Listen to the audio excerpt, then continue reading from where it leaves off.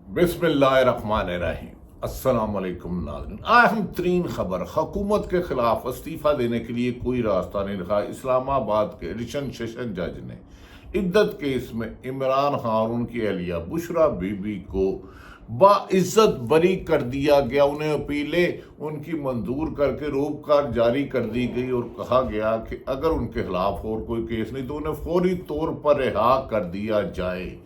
जुम्मे वाले दिन एक दिन पहले हुकूमत को जलालत और हफ्तगी का सामना करना पड़ा जो उन्होंने चोरी की डकैती की सीटें ली थी। मखसूस Islamabad high court supreme court के 13 रुकनी बेंच ने वो तरीके इंसाफ को वापस देना शुरू कर दिया। नाज़रीन, इस 2 साल की तारीख से ये बात कन्फर्म हो गई कि ये मौजूदा हुकूमत फसादियत जबर जुल्म के साथ चल रही है और झूठे मुकदमा दर्ज करने का दुनिया में रिकॉर्ड कायम कर लिया है। नाज़रीन, इमरान खान और उनकी अहलिया पर शरई तौर पर निकाह करने के बाद हुकूमत ने एंटी करप्शन के जरिए हावर मानिका को गिरफ्तार कराया और बाद में उसे कुछ और ताकतें साथ ले गई और फिर उस पर जबर जुल्म करते हुए ज़बरदस्ती बयान दिलवाया था कि मेरी बीवी ने गलत निकाह किया है, जिस पर आज हुकूमत को और ये मुकदमा बनाने वालों को, मुकदमे में सज़ा देने वालों को डूब मरने का मकाम है। और चाहिए ये कि मौजूदा हुकूमत वज़ीर आज़म और उनके इत्तेहादी फौरी तौर पर इस्तीफ़ा दे।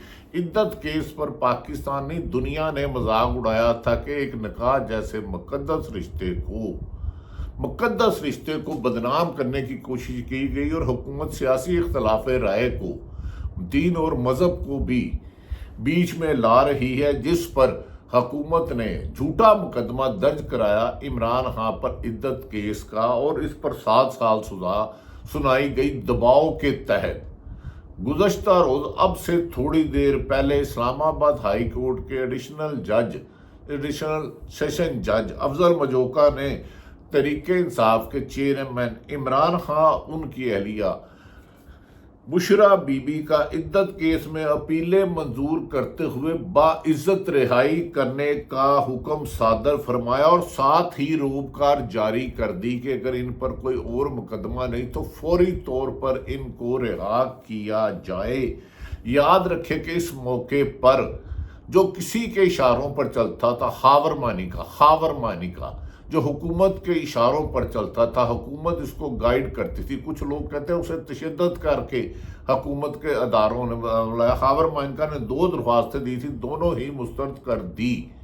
और एक दिन पहले जो जालसाजी से इलेक्शन कमीशन की बात तो उन्होंने पाकिस्तान तरीके इंसाफ के हमायत याफ्ता उम्मीदवारों को सीटें दी थी, उसे भी तरीके इंसाफ को वापस करने की कोशिश की। और अब इस्लामाबाद की गुलाम गर्दिशों में बात यह यकीनी है कि मुल्क में 3 बड़े इस्तीफे आ सकते हैं और मौजूदा हुकूमत खुद ही असम्बलियाँ तोड़ सकती हैं, क्योंकि उनके जुल्म ज़्यादती और नाइंसाफ़ी के किस्से ज़बान ज़दे आम है। और इस हुकूमत को मौजूदा शहबाज शरीफ PDM 2 को आज़ाद हासिल है कि इसने पाकिस्तान की सियासत और सहाफ़त पर जो जुल्म सितम किया, माजी में इसकी एक मिसाल नहीं मिलती।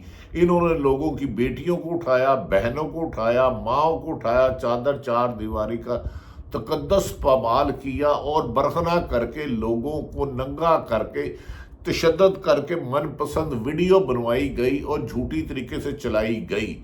ख्वाजा आसफ को भी सियासत छोड़ देनी चाहिए। अब से वो थोड़ी देर पहले कह रहे थे कि डबल ओथ कैसे लेगा, जैसे ख्वाजा साहब रेहाना डार आपसे जीती और आपने झूठा डकैती के माल का ओथ लिया। आप पहले ज़ियाउल हक के पास गए, फिर आप जनेजो लीग में गए, फिर नवाज शरीफ के पास गए। नाज़रीन, मुस्लिम लीग नून का एक वतीरा रहा है, मादी रहा कि उन्होंने हर एक को डसा। आजकल नाज़रीन दूसरी तरफ नाज़रीन आज इमरान खान को पाकिस्तान में तमाम अदारों को रसवाई हुई। अदालतों के लिए भी सवालिया निशान था कि जिस जज ने इमरान खान को सज़ा दी, दुनिया थू करती थी कि ये निकाह जैसे मुकद्दर रिश्ते को बदनाम कर रहे हैं, शादी जैसे कर रहे हैं, जिस पर आज ناظرین افضل مجوکا نے فوری طور پر عمران خان کی اپیلیں منظور کرتے ہوئے باعزت بری کر کے فوری رہا کرنے کا حکم دیا اور خاور مانکا کی مستقل دی۔ اس پر مسلم لیگ کے گھروں دفتروں میں ماتم بچ گیا اور اب ان کے پاس اخلاقی طور پر غیر جانبدار حلقے کہتے ہیں استعفیٰ دینے کے علاوہ کوئی حل نہیں رہا۔ اس کے علاوہ ناظرین گزشتہ روز یعنی کہ جمعے کے روز سپریم کورٹ کے فیصلے کے بعد اقتدار کے ایوانوں میں جو زلزلہ آیا تھا اس کی آفٹر شاکس ابھی ختم ہی نہیں ہوئے کہ اس سے بڑا زلزلہ عدت کیس آ گیا، جس سے اس حکومت کا اب گھر میں جانا ٹھہر گیا۔ آج گئی یا کل گئی، شرمندگی کے ساتھ یہ چلتے رہے۔ نہ ان کے پاس عوامی مینڈیٹ ہے، نہ یہ جمہوری حکومت کہلاتی ہے، یہ طاقتور حلقوں کی ضد کی بیس پر آئے ہیں۔ ناظرین بدقسمتی ہے کہ پچھلے سوا دو سال سے عرصہ دراز سے سیاست اور صحافت کو وہ قوتیں چلانا چاہتی ہیں جن کا سیاست اور صحافت سے دور کا واسطہ نہیں۔ اس میں صحافیوں پر جو ظلم ڈھائے گئے، عمران خان سے لے کے پی ٹی آئی کے عام کارکن خواتین پر جو ظلم ڈھائے گئے، اس پر کئی کتابیں لکھی جائیں گی اور اصل ذمہ داروں کے خلاف آئندہ 3 ماہ میں بازی الٹنے والی ہے۔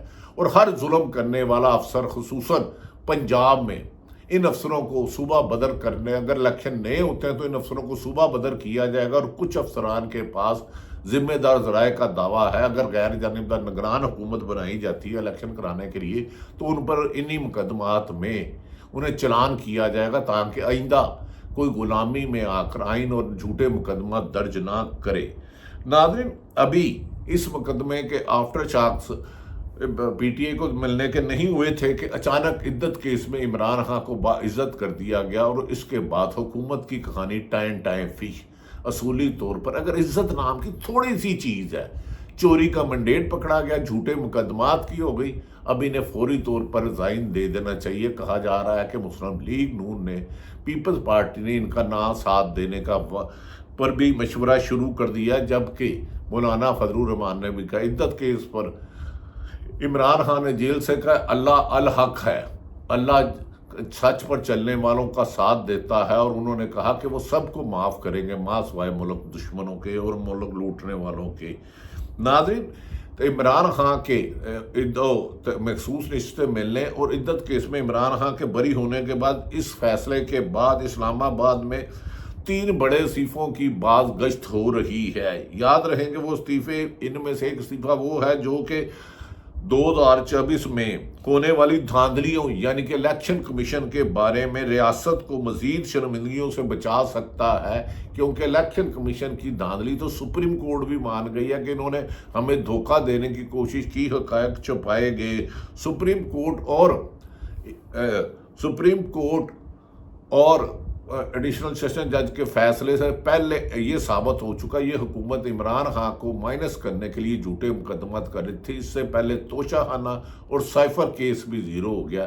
مسلم لیگ نون اور پیپلز پارٹی حکومت کو یہ اعزاز حاصل ہے کہ جو مارشل اور عامر حکومت جھوٹے مقدمات نہیں بنا سکے، انہوں نے ان سے بھی بازی لے گئی۔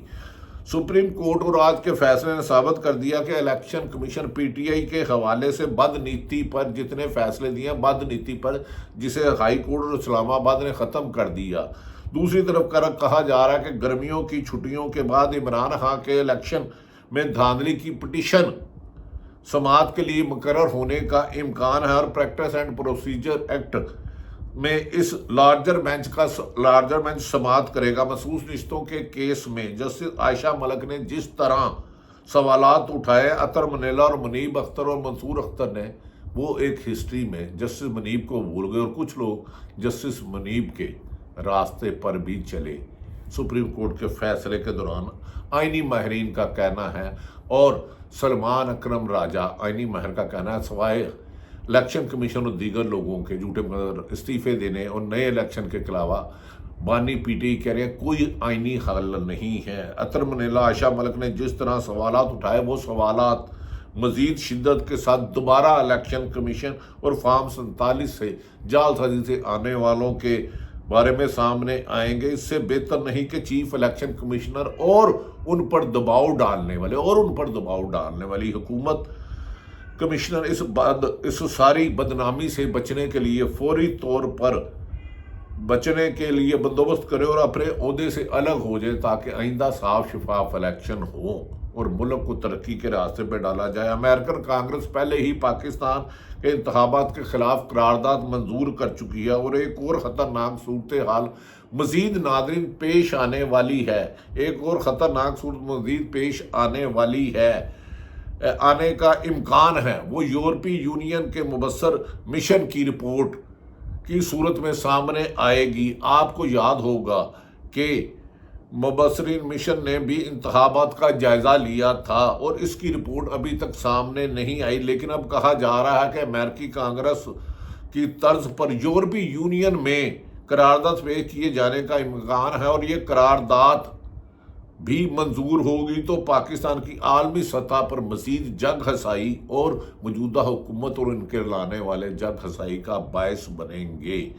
دوسری جانب سپریم کورٹ کے فیصلے اور موجودہ فیصلے نے پارلیمنٹ کے اندر اور باہر اپوزیشن جماعتوں کو مزید قریب کر دیا ہے اور مولانا فضل الرحمان کی جماعت جو عدالتی کارروائی محسوس نشستوں کی امیدوار تھی، کیس میں فریق تھی، انہوں نے کیس کے فیصلوں کو قبول کر لیا ہے اور کہا جا رہا ہے کہ اب حکومتی اتحاد بھی ایک دوسرے کو چھوڑ سکتے ہیں، اپنا راستہ الگ کر سکتے ہیں۔